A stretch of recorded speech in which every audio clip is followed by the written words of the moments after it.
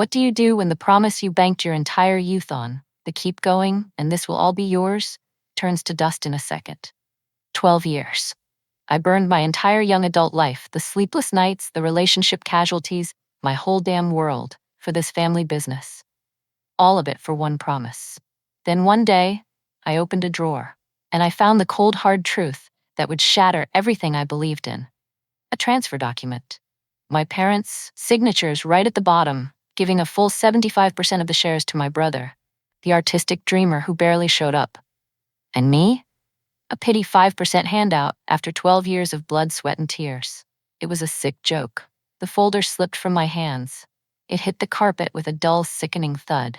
My palm left a wet print on the cover. My chest seized up, my heart trying to punch its way out. Are you going to burn it all down? Or are you going to make them beg? The very next morning, I handed in my resignation. Let my talented brother figure it out. I hit send on the email, shut my laptop, and turned off my phone. 7 days of silence. Then at 2:14 a.m., a text from my dad flashed on the screen I thought I'd never look at again. Harper just pulled the $11 million project. Ethan, please, we are screwed. For the first time, the tables had turned. They needed me more than I needed them. Have you ever bet everything on family, only to realize you were just a pawn in their game? Would you go back to save the company? Or walk straight over to the rivals who are offering you the world? If you've ever felt undervalued by your own family or the place you poured your heart into, comment yes and stay right here. This story isn't just a confession. It's inspiration to stand up and demand what you're worth. Trust me, what happened next is more messed up than anything you can imagine. Stick around until the very end.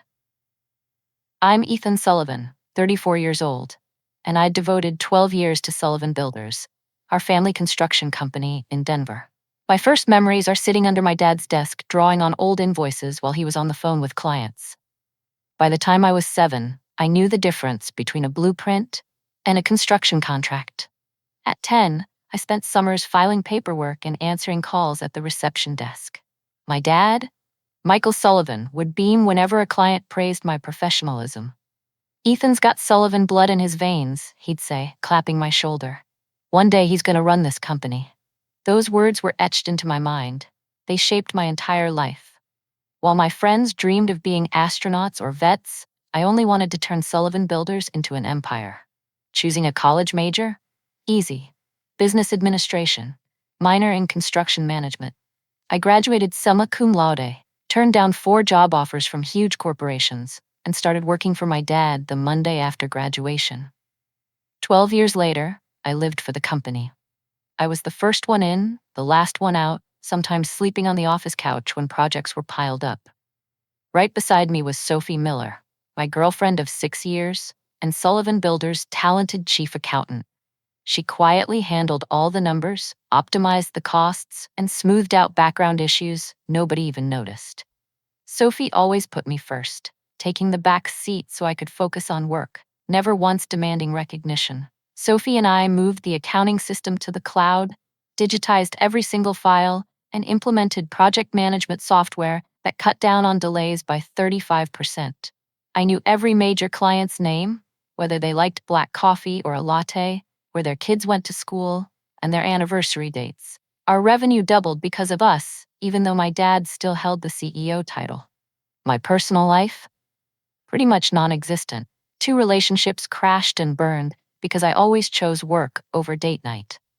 My apartment was just a place to shower and occasionally crash. My friends stopped inviting me camping because they knew I'd say no. Sorry, gotta focus on a huge project. I missed my best friend's wedding because it clashed with the negotiation for our biggest contract with Parker Enterprises. I didn't regret it. I thought I was building my future. Talks about the company's future stopped whenever I walked into the room. There were private meetings between Dad and Lucas that I wasn't invited to.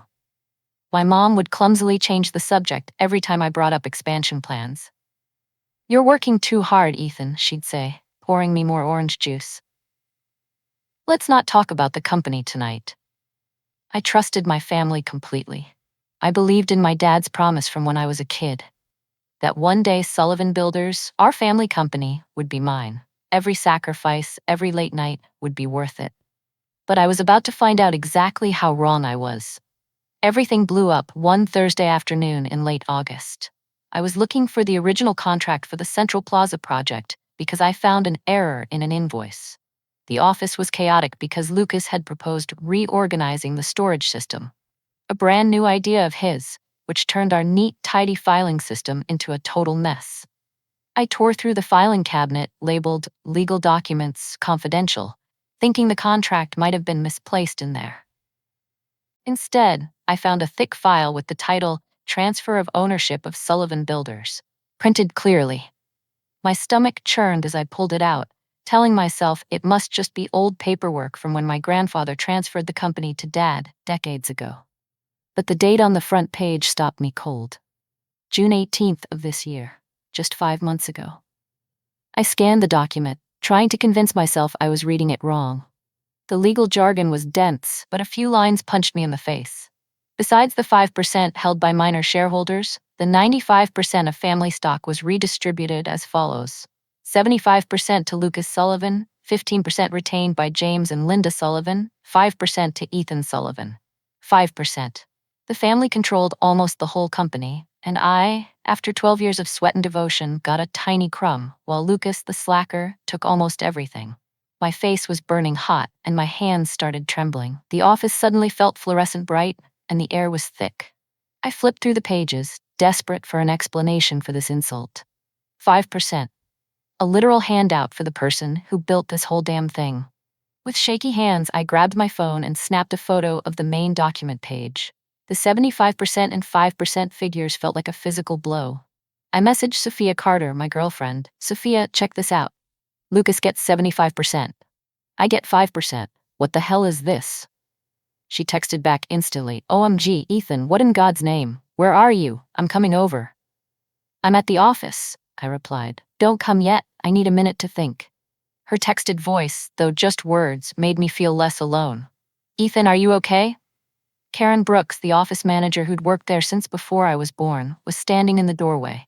Her worried look turned to awkward panic when she saw the file in my hands. Did you know about this? I asked, my voice barely a whisper. Karen looked down at her old gray shoes. Her silence confirmed everything. I'm the last person to know, I said, the realization hitting me like a physical punch. Your father told us not to say anything, she finally choked out. He wanted to tell you himself when the time was right. The right time, I repeated, my voice starting to break. It's been 5 months, Karen. She reached for me, but I stepped back, stuffing the papers back into the file and clutching it to my chest. Who else knew? Most of the senior management, she admitted. The humiliation was worse than the betrayal. Everyone knew. Last week they were patting my back. Ethan, you're the backbone of this company. Turns out they were pitying me. I was the office joke in the place I'd bled for 12 years. They watched me work myself sick, knowing my slacker brother now owned the biggest chunk of the family business I'd sacrificed my life for, while I was left with a handout corner. They must have been laughing their butts off. Karen, I started, but I couldn't finish the thought. I just bolted past her into my office and grabbed my bag. I have to go, I mumbled, leaving my laptop and stacks of reports unfinished. Nothing mattered anymore. The drive home was a blur. I don't remember running any red lights or nearly hitting a delivery truck.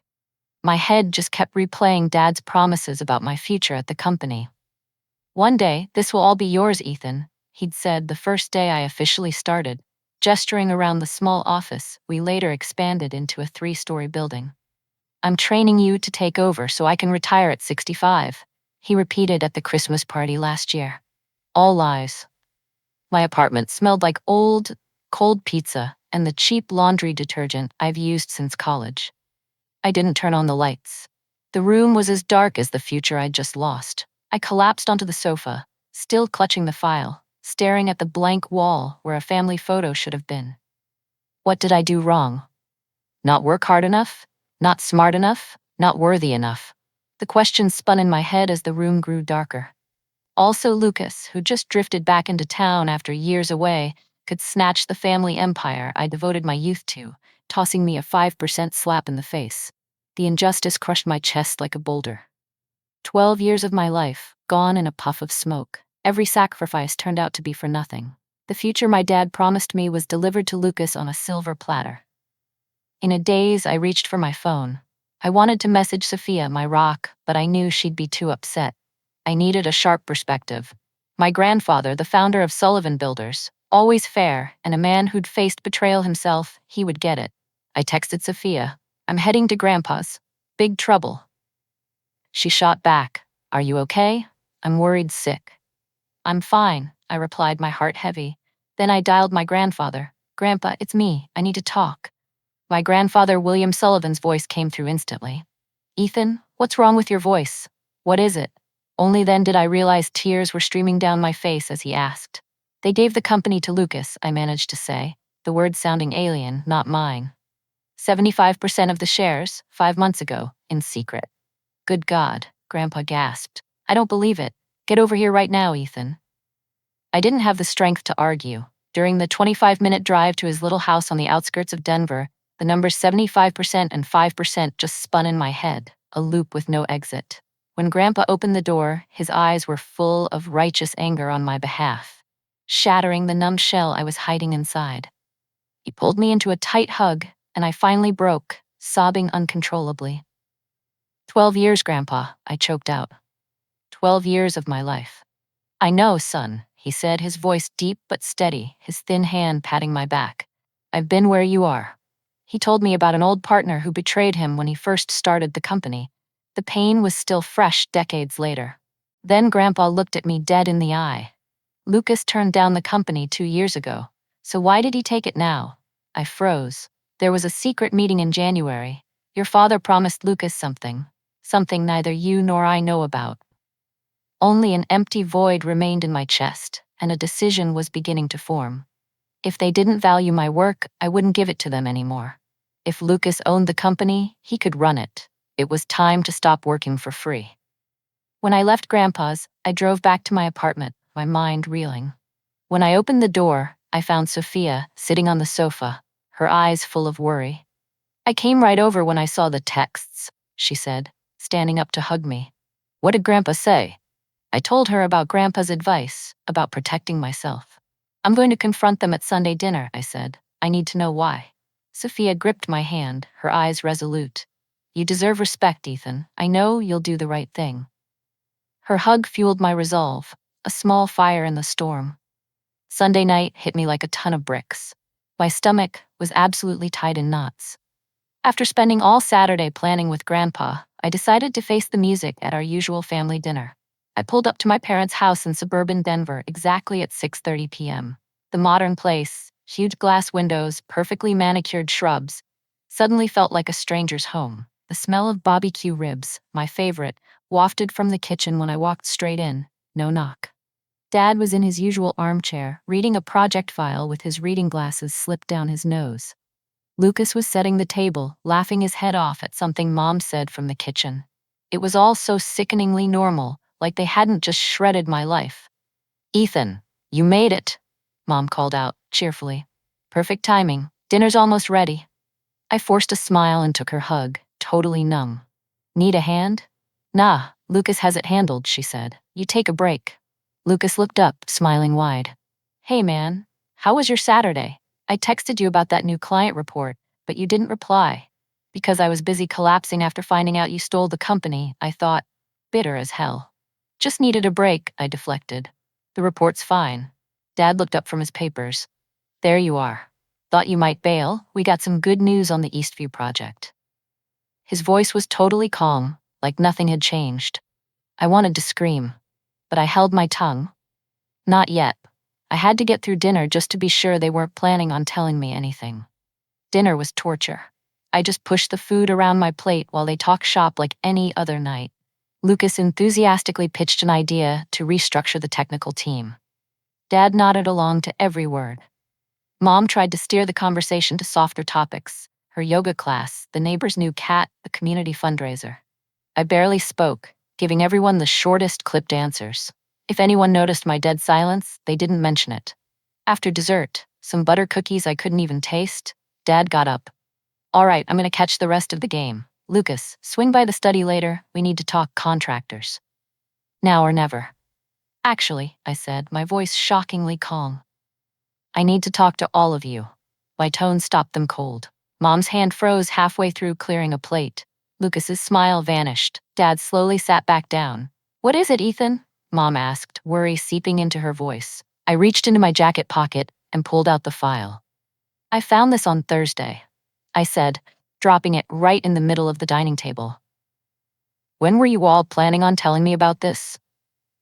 The silence that followed was so thick it was squeezing the air out of the room. Dad's face hardened, his eyes switching to that cold, tough look he used when negotiating with a difficult partner. Mom's hand flew to her throat, her eyes wide with panic.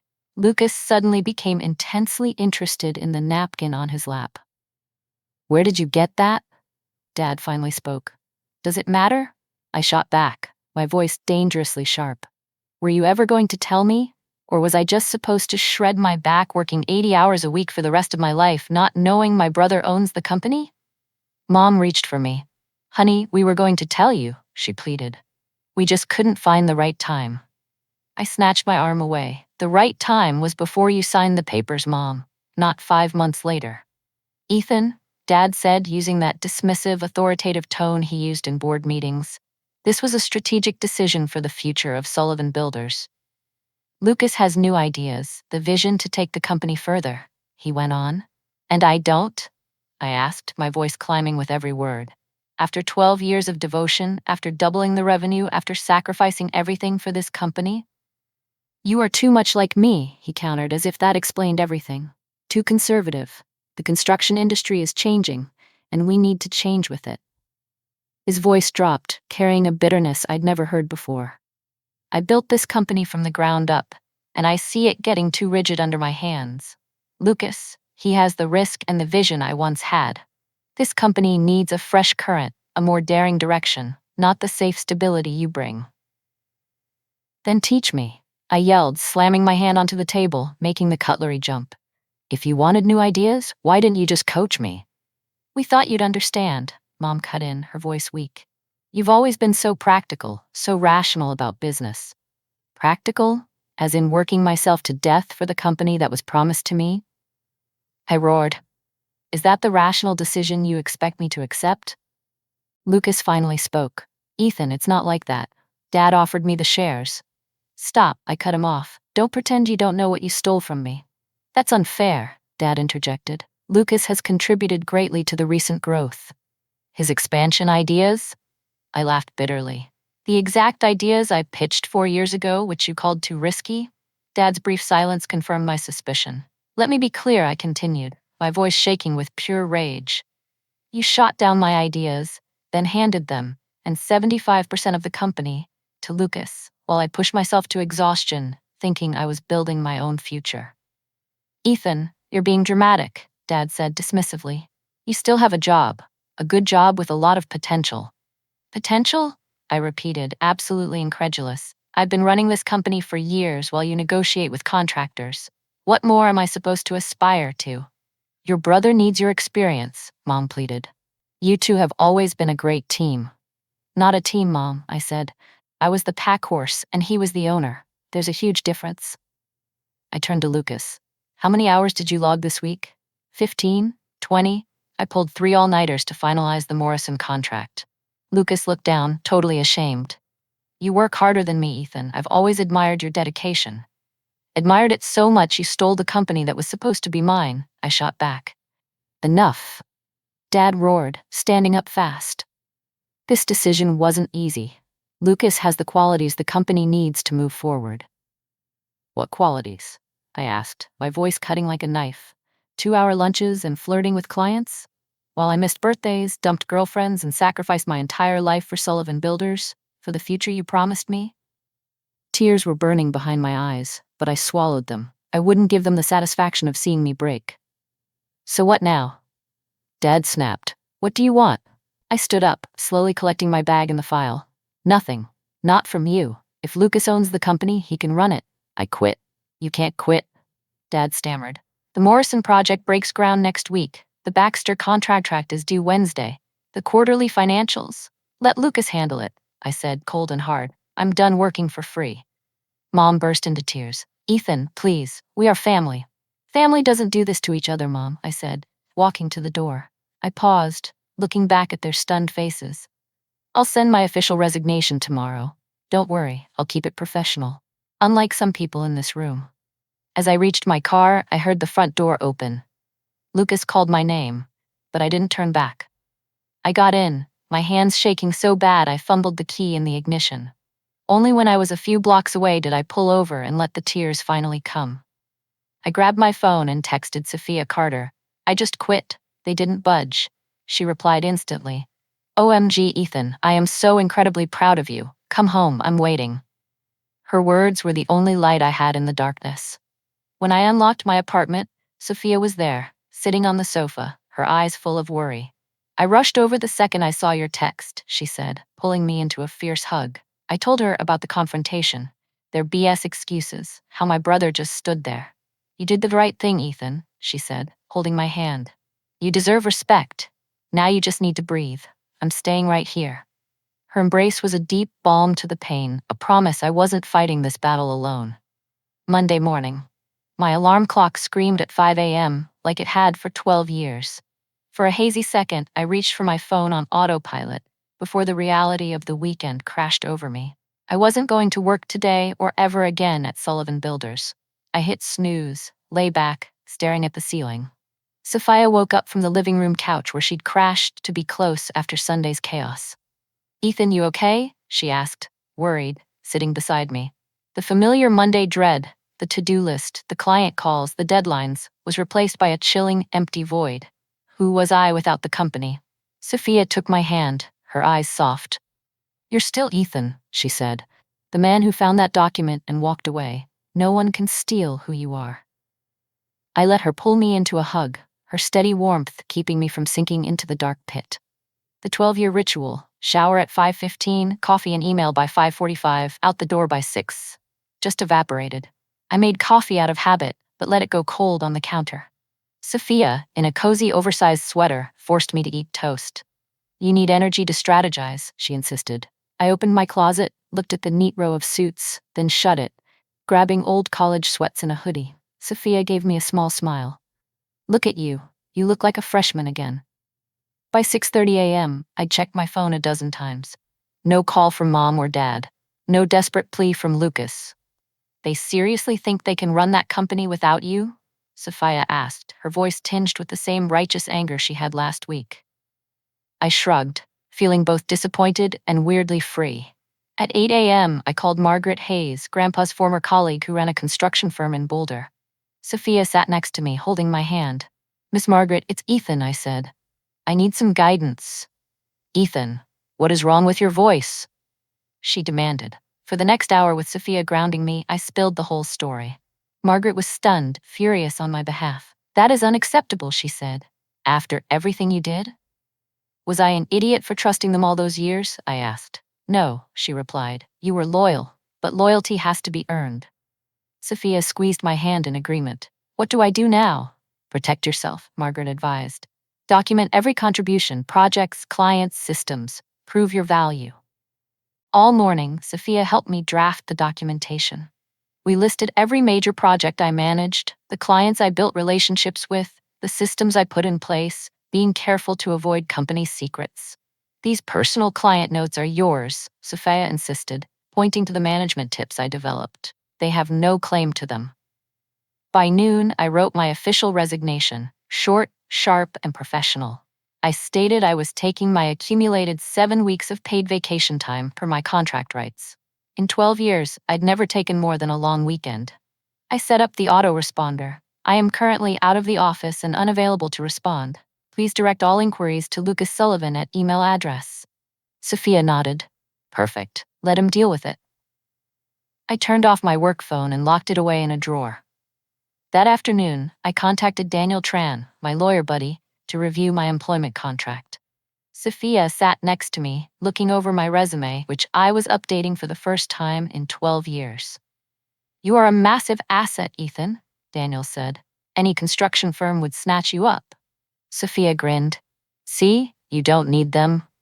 That night, Sophia came with me to the office to grab my personal stuff. I chose 10 p.m., late enough to be deserted, but not totally sketch. In the lobby, I said hi to Carl, Sullivan Builders' longtime security guard. "Hey Carl, just running up to my private office to grab a few personal things," I said. He nodded, his eyes full of sympathy. "Take your time, Ethan. I'm here if you need me." Sophia nodded, standing next to me in the elevator. The office was dead silent. Sophia helped me pack photos, awards, reference books, and some decor. "Be careful to leave anything that belongs to the company," she reminded me. While clearing my desk, I found a framed photo from the Sullivan Builders' 30th anniversary party, 6 years ago.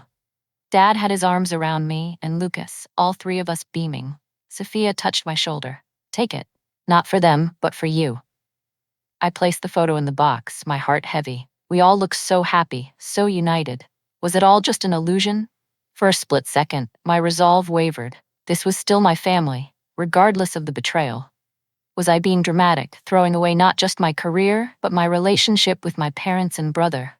Emotional pacing. Then I thought of Sophia Carter, sitting with me last night, holding my hand through the confrontation.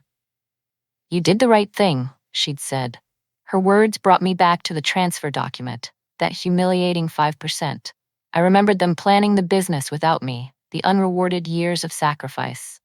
I placed the picture frame face down in the box, turned off the office light for the last time, and left the key on Karen's desk with a short note: "Please forward my final pay." Driving home, I felt a strange mix of grief and freedom. One chapter of my life had closed, but perhaps a new one, where I cherished my own value, was about to begin. The first day of freedom was strange. I slept until 8:30 a.m., later than usual, but still early compared to my exhaustion days, and spent the whole morning in a state of suspension, repeatedly checking my personal phone for a message that wasn't there. By the afternoon, the silence from my family became distinct. They must have realized I wasn't coming back. I went to Emma Lawson's law office, bringing my employment contract and the company transfer document. "They didn't do anything legally wrong," she confirmed after a meticulous review, her sharp eyes peering over her glasses. "But ethically, that's a whole different story." "What are my options?" I asked, gripping the chair. "You could demand severance based on your 12 years of service," she said, "or negotiate for more shares beyond the current 5% to properly recognize your contributions. Or," she paused, looking at me thoughtfully, "you could leave entirely and build something new." "I don't know who I am without Sullivan Builders," I confessed. "Maybe it's time to find out," she said, her voice professional yet encouraging. I texted Sophia Carter about the meeting, telling her about Emma's advice. "I know you'll find your way," she replied, adding a heart emoji that made me smile. I spent the next few days building a routine completely unrelated to work. Sophia joined me for morning walks in the park near my home, a place I'd never visited despite driving past it for years. "Relax, Ethan," she laughed, pulling me to sit on a bench overlooking the pond. "You deserve to live for yourself." We had proper sit-down breakfasts instead of coffee gulped down while checking emails. I went to the local gym, which I was always too busy to join. I caught up on sleep, read books for pleasure, and tried to quiet the voice in my head that kept asking what crisis was happening at the office. By the third day, the texts started rolling in. "Lucas, Ethan, where did you leave the Morrison contract? The Westridge client is asking for you. What should I tell them? Dad, Ethan, I'm panicking about the Harper project. Did you finalize the estimate?" I showed my phone to Sophia. "Don't reply," she said firmly. "They need to learn to manage themselves. You don't owe them anything anymore." I nodded, put my phone away, and thanked her for her resolve. Wednesday morning, I happened to stop by the cafe across from the office. Through the glass window, I saw Lucas struggling with a pile of blueprints, his head in his hands. In just 15 minutes, I witnessed 2 employees leave his office looking disappointed, and a phone call that made Lucas slam his hand on the desk, spilling his coffee. That image was etched in my mind. The chaos I used to prevent was now plainly visible. The calls from Dad started on the 4th day. I let them ring through to voicemail. "Ethan, this is absurd. You've made your point. We have a responsibility to our clients. Call me back immediately." Mom was more subtle, her voice filled with guilt. "Sweetheart, we're all worried about you. Quitting like this isn't like you. The family business is complicated, but we can solve it together. I deleted them all. By the end of the first week, I built self-care habits to manage the anger and betrayal. Journaling in the mornings to release emotions. Consulting with executive recruiters in the afternoons. They were astonished by my resume. Calling friends in the evenings, the ones I had neglected for years, working 80 hours a week. But my mental health was still fragile. I wavered between the feeling of strength for standing up for myself and depression over the wasted years. Sometimes, I'd stand in the kitchen, not knowing how long I'd been staring at the wall, recalling the moments when I should have recognized the signs. On Friday, Daniel Harper, the CEO of Harper Construction, called my personal number. Ethan. His voice was clipped through the speaker. What is going on over there? I'm working with your brother, but he doesn't know half of our project requirements. Harper Construction accounted for nearly 30% of Sullivan Builders' annual revenue. Sophia sat next to me, holding my hand, her encouraging eyes watching as I took a deep breath. I apologize, Mr. Harper, I said carefully. I am currently on extended leave. Lucas will assist you with everything necessary. That's not what I asked for, he emphasized. You've been my contact for the past 5 years. Suddenly you quit, and no one at Sullivan will give me a clear answer. I have an $11 million project starting next month, and I need capable management. I glanced at Sophia, who nodded, whispering, You don't need to go back. Your value is greater than that. I closed my eyes, feeling the familiar pull of responsibility. It would be so easy to jump in and fix things. Mr. Harper, I am no longer in a position to manage your project. If you don't trust the current leadership at Sullivan Builders, perhaps you should consider other options. There was a long silence. I understand, he finally said. If your situation changes, you have my number. And Ethan, if you end up working elsewhere, I expect a call. To me, loyalty to a good manager is more important than loyalty to a company name. After I hung up, I sat for a long time, weighing his words. Sophia looked at me intently, her eyes sparkling with understanding. See, Ethan? Harper is willing to drop a longtime partner just to work with you. That proves one thing. You are the valuable asset, not the Sullivan Builders name. They need you more than you need them. You hold the strongest hand. Don't show it too soon. For the first time, I truly contemplated a future entirely separate from Sullivan Builders. Exactly 1 week after I walked out, my father called again. This time, my gut told me to answer. Ethan, he roared, his voice laced with panic.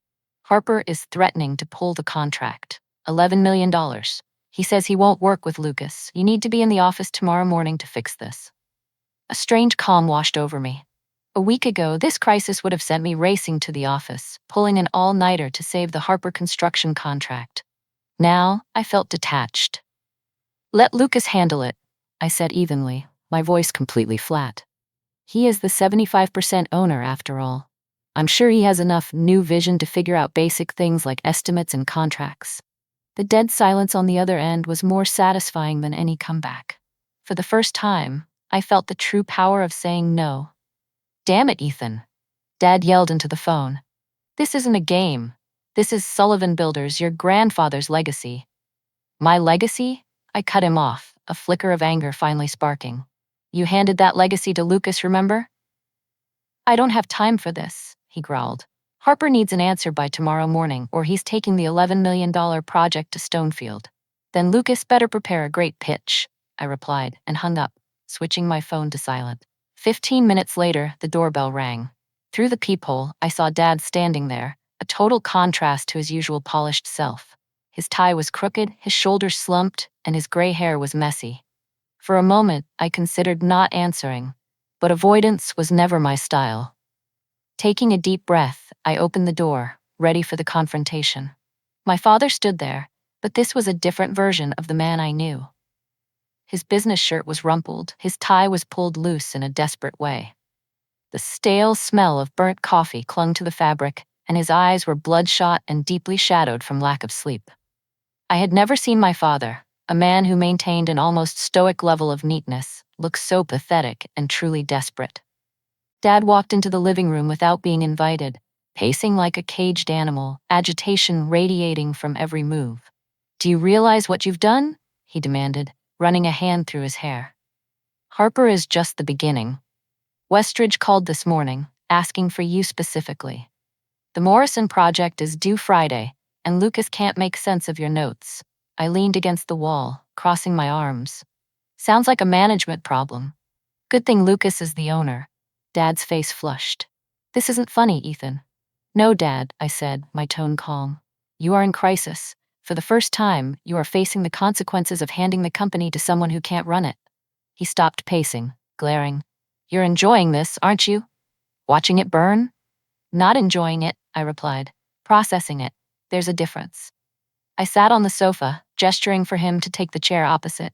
After a moment of hesitation, he sat down heavily. I didn't come here to argue, he said, switching to the familiar negotiating tone he used with difficult clients. I came to offer a solution. I'm listening, I replied. Chief Operating Officer, he stated. Full project management authority, double your previous salary, corner office. I almost laughed. You're offering a new title and more money to come back and do the exact same job? It's a huge promotion, he insisted, reporting directly to the CEO. Lucas, I interjected. His silence confirmed it. So let me get this straight, I continued. You want me to save the company from the mess you created while reporting to the brother who took my legacy? What do you want, Ethan? He asked, exasperated. 55% ownership, I said without missing a beat. Full management control of the company, a board seat, and normal working hours. His eyes widened. You can't seriously demand. Stonefield contacted me yesterday, I cut in smoothly. Chief Operating Officer. Equivalent salary to what you just offered, plus profit sharing. Normal hours, 4 weeks mandatory vacation. That wasn't entirely true. I'd had a preliminary conversation with Mark Stonefield, but no formal offer. But the look of pure shock on my father's face made the exaggeration worth it. You wouldn't do that, he whispered. Stonefield is our biggest rival. I haven't accepted yet, I replied. But Daniel Harper already told me he'd follow me wherever I go. How many other clients will do the same? That will destroy Sullivan Builders, Dad said, the fear in his eyes visible for the first time. I don't want to destroy anything, I said. But I won't continue building something that isn't mine. He stood up, pacing again. There has to be another way.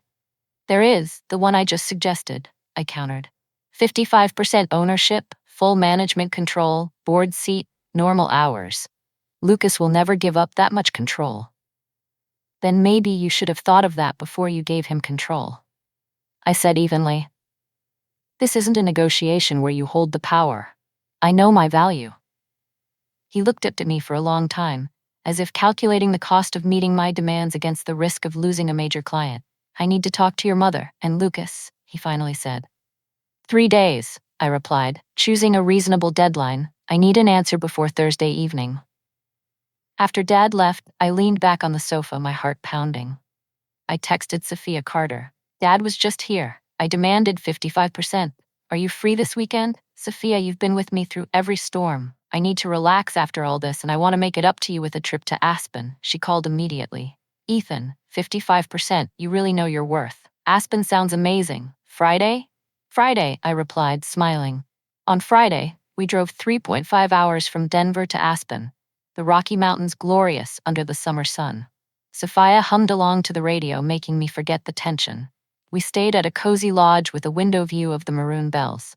I turned off my phone, wanting to disconnect completely. I'm turning mine off too, Sophia laughed, tossing her phone into her bag. Saturday morning, we hiked the Crater Lake Trail, the fresh air dissolving the pressure. Are you okay? Sophia asked, squeezing my hand. Much better, I replied, embracing her. Thanks to you. That evening, at a candlelit restaurant, we talked about the future. What if Dad refuses the 55%? Sophia asked, sipping her wine. I'll consider Stonefield, I replied. Or go freelance. Daniel Harper wants me for a new project. No matter what, she said, her eyes glittering in the candlelight, I know you'll succeed. On Sunday, I turned on my phone. A text from Mom popped up. Ethan, talk to your father. The company needs you. I deleted the message without hesitation, driving back to Denver with a strange sense of freedom. For the first time, I truly felt I was in control. On Tuesday, my phone rang. Daniel Harper. Ethan, I have an $11 million project that needs leadership. Not for Sullivan Builders, but for Harper Construction. Are you interested? I looked at the family photo frame still face down on the table, the old legacy turned over. Mr. Harper, I said calmly, give me until Thursday to reply. I texted Sophia. Harper offered me a job. Let's talk tonight, she replied immediately.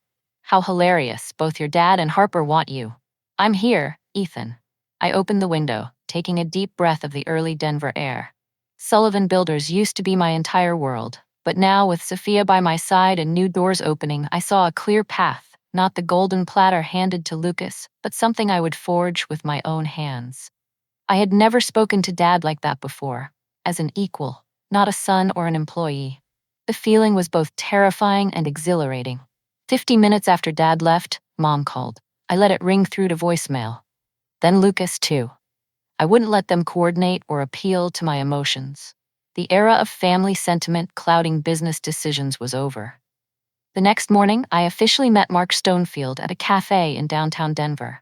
He was almost a decade younger than my father, known for the innovations that made Stonefield construction thrive. I've wanted to bring you over for years, he said, sipping his coffee. Your father always said you were untouchable. Things change, I replied. I've heard. He slid a folder across the table. This is our offer. Take a few days to think it over. The offer was generous, better than what I'd hinted to Dad. Chief Operating Officer, high salary, profit sharing, a path to partnership within 5 years. I wanted to accept immediately, just to sever the Sullivan family drama. But Sullivan Builders still ran in my blood. Sophia Carter had said by candlelight in Aspen, no matter what you choose, I know you'll succeed. Her words reminded me that my value wasn't solely tied to the family company. That evening, Mom showed up with a pot of beef stew, just to check on you. I recognized the softening tactic, but still invited her in. Your father is devastated, Mom said, busy setting out the unrequested food. He's worried about losing clients and money, I corrected. Not about hurting me. Mom sighed, sitting across from me at the small dining table. It's more complicated than that, Ethan. He loves you. We both do. Love must come with respect, I said. Your decision showed no respect for me. I know, Mom admitted, which surprised me. I told your father it was wrong not to include you, but you know how he is when he thinks he's right. And Lucas, I asked, did he think it was right to take everything I worked for? Mom looked down at her hands. Lucas was pressured. Your father convinced him it was the best solution for everyone. This information was interesting, but it didn't change my stance.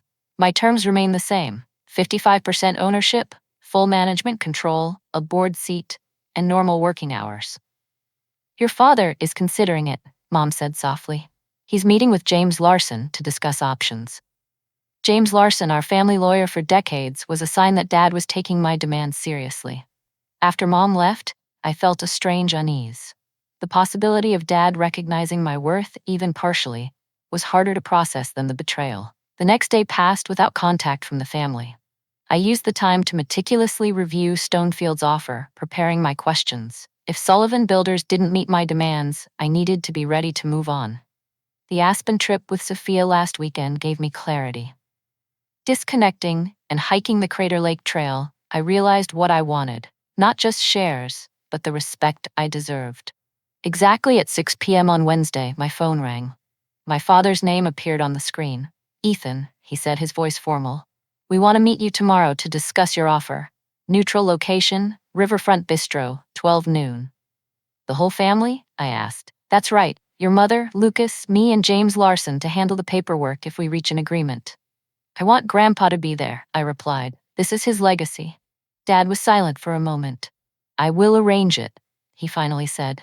I'll be there, I replied, hanging up before he could say anything more. That evening, I prepared as if for a major negotiation, reviewing numbers, anticipating objections, practicing my responses. This wasn't just about shares, it was about reclaiming my value, both professionally and personally. 2 days without being assailed by guilt-tripping texts or desperate calls from my family gave me surprising clarity. My apartment, usually just a place to sleep between workdays, became a space for reflection. Sophia texted, Are you ready for tomorrow? I know you'll do great, I replied. Thank you. Aspen helped me see clearly what I want. Thursday morning, I put on my most powerful suit, the one I used to close big deals, my hair neatly combed, my wristwatch polished. Appearance was always a professional armor, and I needed every advantage for this confrontation. Before heading to the Riverfront Bistro, I had a final phone interview with Mark Stonefield. The formal offer was even better than the initial one. Chief Operating Officer, a path to partnership in 5 years, a higher salary than Dad had offered. "We are very excited about the possibility of you joining us," Mark said. "Your reputation in the industry is excellent." "Thank you," I replied, feeling properly valued for the first time. "I will give you my answer by Friday." The Stonefield offer gave me the confidence to walk into the restaurant. I arrived exactly at 12 o'clock and saw the family already seated at a corner table. James Larson was next to them, his leather briefcase open. Grandpa, with his white hair, sat at the end of the table, his sharp eyes observing. Mom stood up to hug me, but I offered my hand for a handshake. This wasn't a family reconciliation, it was a business meeting. Mom sat down, her eyes hurt. Dad and Lucas nodded stiffly in greeting. "Thank you for coming," Dad began, his voice formal. "We have reviewed your proposal." Before he could continue, Lucas cut in. "I want to say this first," he said, looking straight at me, his hand gripping the water glass. "I'm sorry, Ethan. I never meant to hurt you or take what you built." Daniel Harper's call on Tuesday, Mark Stonefield's offer, and the memory of Sophia in Aspen reminded me that I had many paths and didn't need anyone to validate my worth. The apology was unexpected, but I maintained a neutral expression, my heart pounding, waiting to see where the negotiation would go. Lucas's apology was like a stone thrown into still water, making me pause. "The truth is," he said, his voice trembling slightly, "I'm completely overwhelmed. I've been working 16 hours a day just trying to catch up on what you managed instinctively. The Harper contract alone has been driving me crazy. Their requirements are like an endless maze." I looked at him, the light from the riverfront bistro windows hitting my brother's tired face, highlighting the dark circles under his eyes and his tightly pressed lips. "You've been there for 2 years," I said, my voice calm but sharp. "Didn't you notice how the company was run?" "The creative side, yes," Lucas replied, shaking his head, his finger lightly spinning the water glass on the wooden table. "But the operations, the numbers, the scheduling? I thought I could learn, but without you." His voice trailed off, as if he was shocked by his own admission. Dad, sitting at the head of the table, cleared his throat, breaking the heavy silence. "What your brother means to say," he began, his voice low but clear, "is that we were all wrong." The admission hung in the air, as heavy as the aroma of dark coffee from the nearby bar. In 34 years, I had never heard my father admit faults so directly. Lucas looked down at his water glass, avoiding my gaze. "Dad asked me if I wanted the company," he whispered. "But he didn't mention you'd been promised it your whole life. I only found out after I signed the papers." I looked at Dad, his eyes shifting away, his usually stern face showing a hint of shame in the soft window light. "Is that true?" I asked, my voice cold, my heart still racing.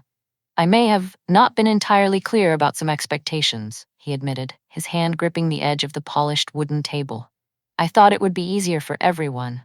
Mom, sitting opposite me, reached a hand across the table, but stopped before touching me.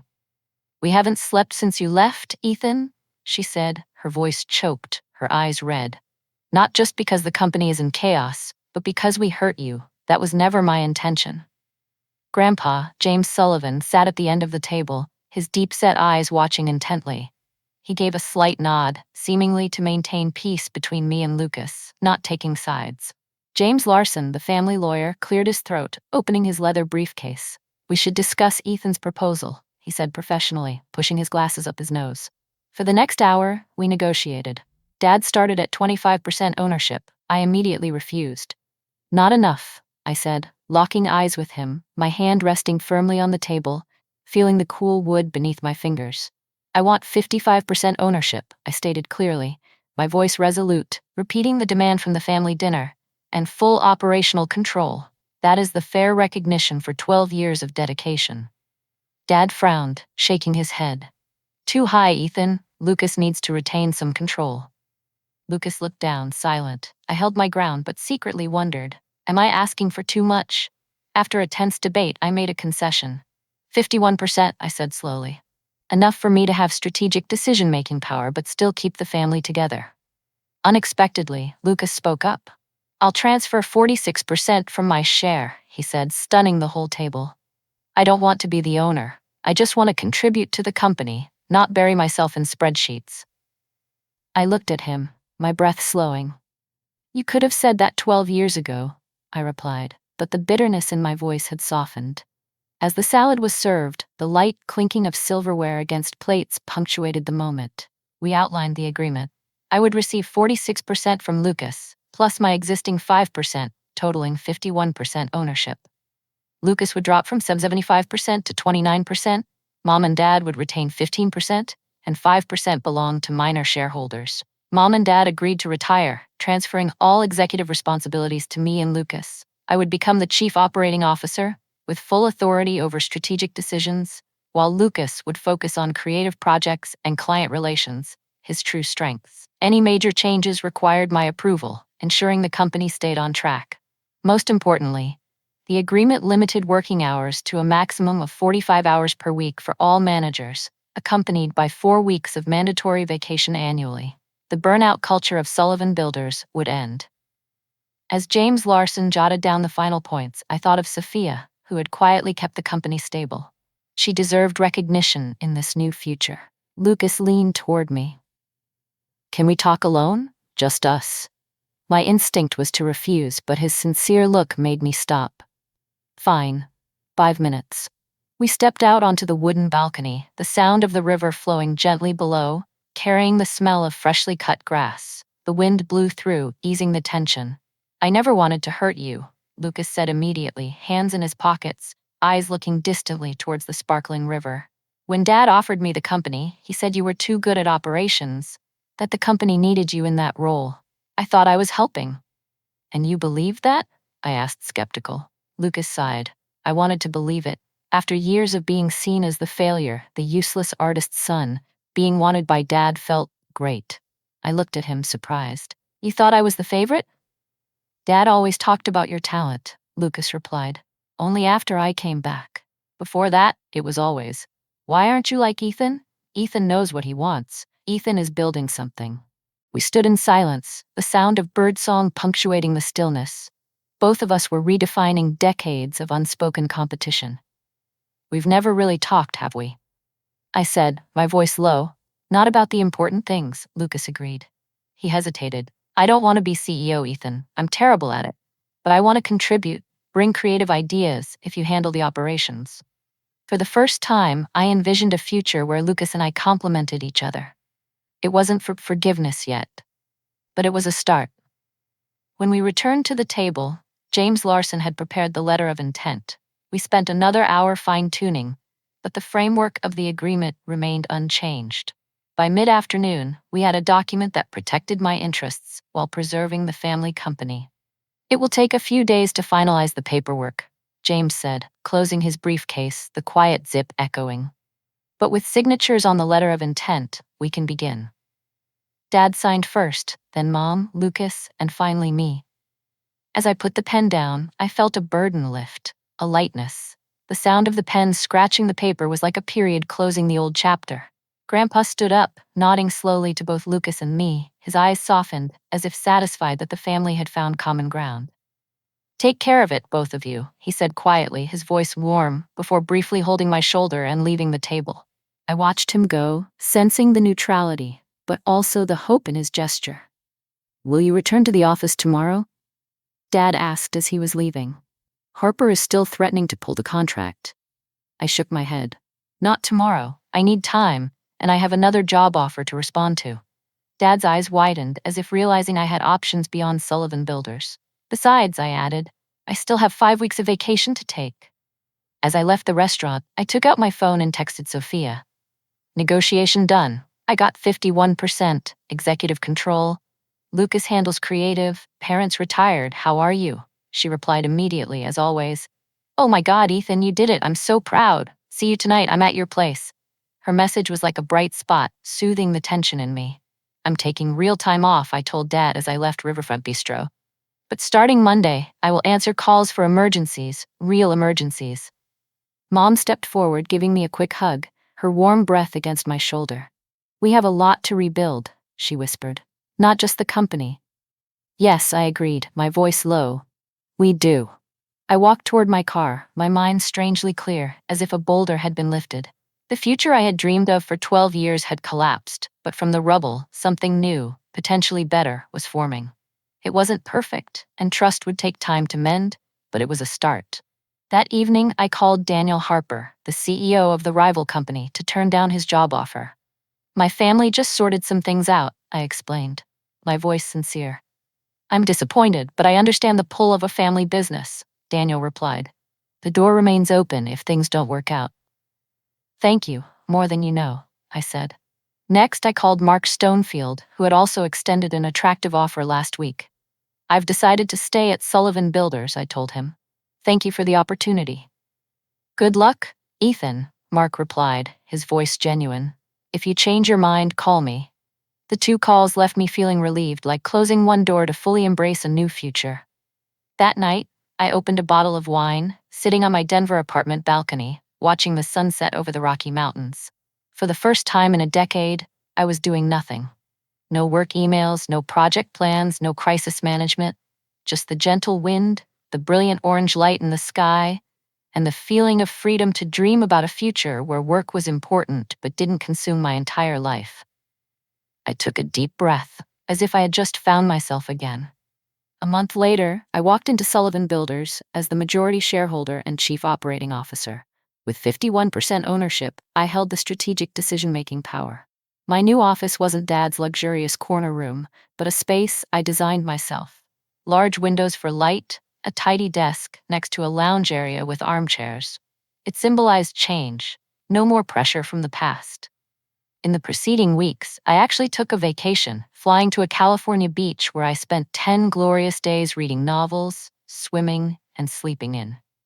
When I returned, I met with a career consultant, learning how to set boundaries between work and life. The company also underwent a transformation. With Lucas's agreement, we built a new structure, capitalizing on each other's strengths. Lucas was in charge of creative and client relations, where his artistic talent and communication skills shone. I managed operations and project execution, the area I excelled at. Sophia, the CFO, and my soon-to-be fiancée ensured stable cash flow and sharp financial strategy. Dad reluctantly accepted a consulting role, mentoring younger staff and reducing his hours according to a 3-year retirement plan. The Harper contract is settled, I told Lucas during our morning meeting. I explained the new structure to them yesterday. They're happy, knowing the project will be prioritized. Awesome, Lucas replied, sounding relieved. I tried to connect with them, but they just kept asking for you. They're pragmatic. They prefer efficiency over pleasantries, I said, smiling to soften the comment. But you truly excelled on the Westview project. Your design ideas captivated them. We were slowly finding our rhythm, respecting each other's contributions, free from the old undercurrent of competition. The staff adapted quickly to the new leadership. Many breathed a sigh of relief as the past month's stress vanished and the culture of 80-hour work weeks ended. We implemented a new project management system, boosting efficiency without excessive overtime. That afternoon, Margaret Hayes, the longtime secretary who had witnessed all the drama, stopped by my office. This place is different, she remarked, holding a coffee cup. Better, less frantic. More balanced, I corrected, smiling. Dad built an impressive company, but it was one-dimensional. Now with Lucas, Sophia, and me, things are more complete. Her words echoed in my mind throughout the day, through meetings and client calls that used to drain all my energy. Now, I looked forward to the evening, to leaving the office on time. At 6 p.m., I closed my laptop with finality. I had plans to have dinner with Sophia, an intimate evening at her favorite Italian restaurant, La Dolce Vita. After 6 years together, she was still the person who made me want to slow down and savor every moment.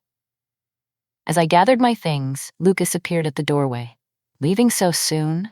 He teased, leaning against the frame. The old Ethan would be staying until midnight. That Ethan was trying to make up for something, I replied, slinging my bag over my shoulder. Now I have my shares and a dinner date with Sophia. Lucas laughed heartily. When are you two getting married? The whole family is waiting.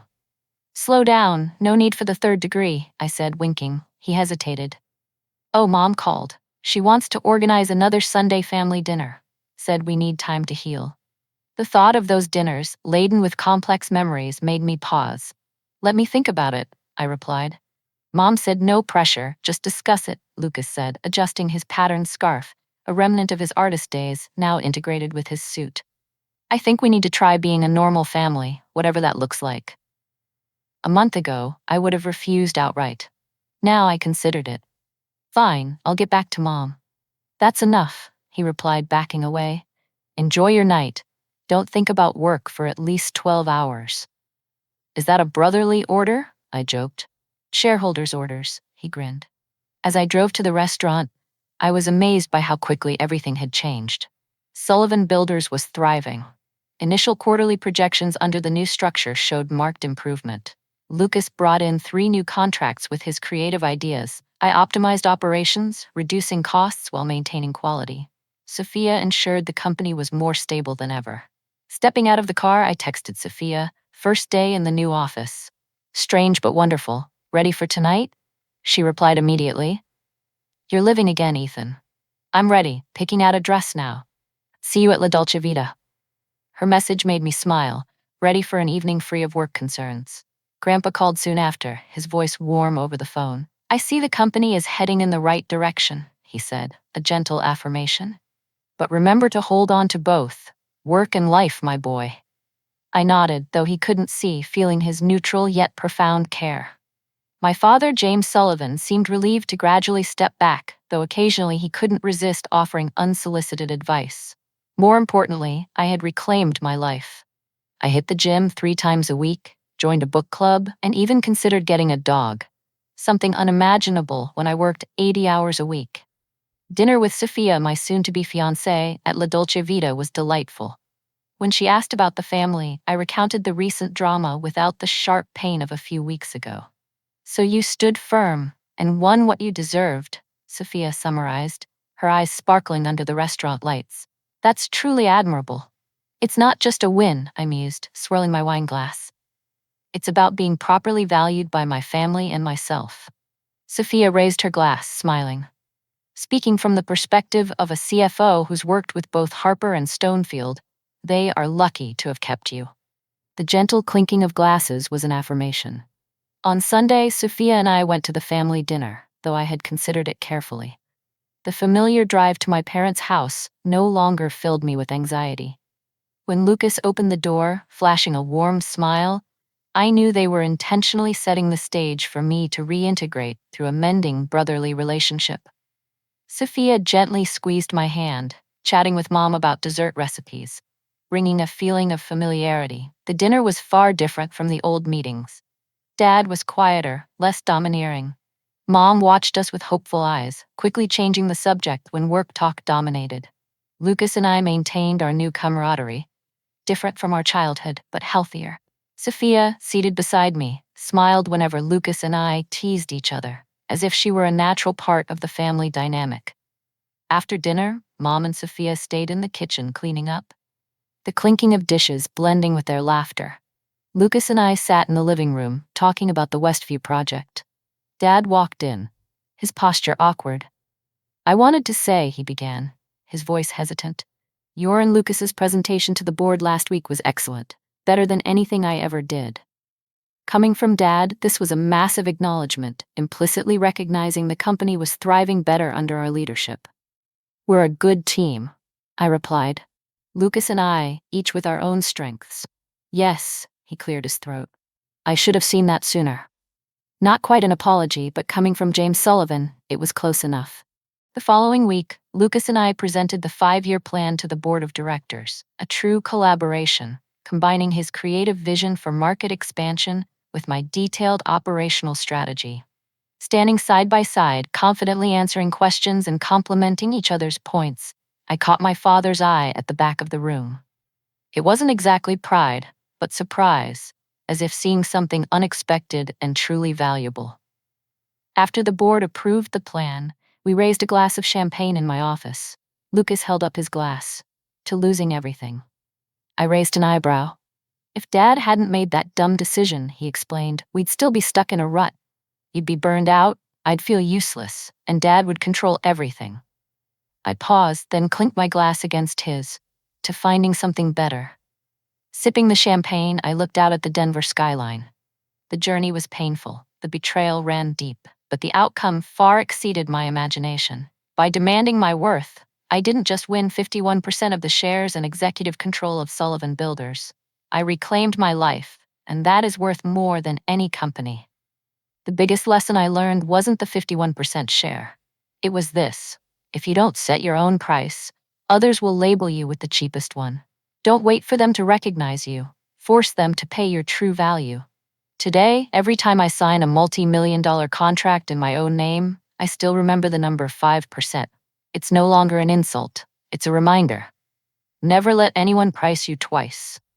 If you believe everyone deserves recognition and the courage to set boundaries, subscribe to the channel now to join a community dedicated to fairness and bravery. Stay tuned for the next story, where a seemingly small decision will overturn an entire empire. After all, was Ethan too harsh on his family, or was he simply demanding justice? Comment now to share your perspective.